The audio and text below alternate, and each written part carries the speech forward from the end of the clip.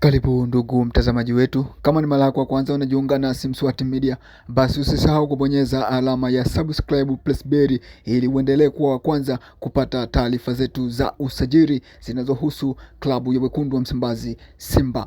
Basi leo tunakuangazia taarifa hizo za usajili. Simba wameanza mchakato wa kumsajili golikipa wa AC Fani ya nchini Niger, ambaye ni golikipa namba 1 wa taifa hilo la Niger, ambaye ni Mahamoud Tanja. Simba wamefungua mazungumzo hayo rasmi baada ya magolikipa wao wawili tegemeo wakiwa wanauguza majeraha yao.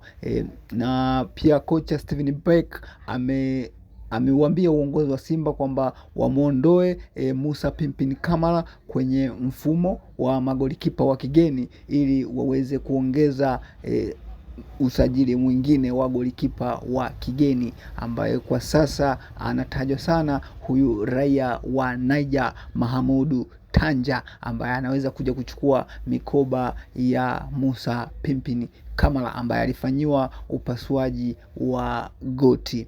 Na pia golikipa namba 2 yule golikipa namba 2 naye aliumia katika michuano ya AFCON, naye hayupo katika kikosi hicho cha wekundu wa Msimbazi Simba. Aliyebakia mpaka sasa ni golikipa namba 3 ambaye ni Hussein Abel, na hivyo pendekezo la kocha anahitaji golikipa mwingine wa kigeni ambaye mapendekezo ya Simba Sport Club yameangukia kwa Mahamudu Tanja, ambaye ni golikipa namba 1 wa timu ya taifa ya Niger na klabu yake ni AC Fani, ambapo mpaka sasa inaonekana dili hilo kutiki lina 80% kukamilika.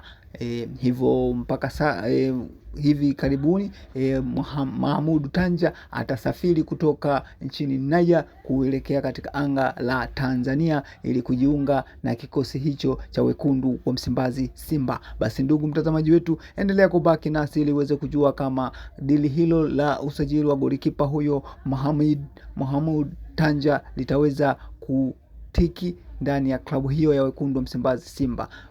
Endelea kubaki nasi na tutakujuza hapa Mswati Media.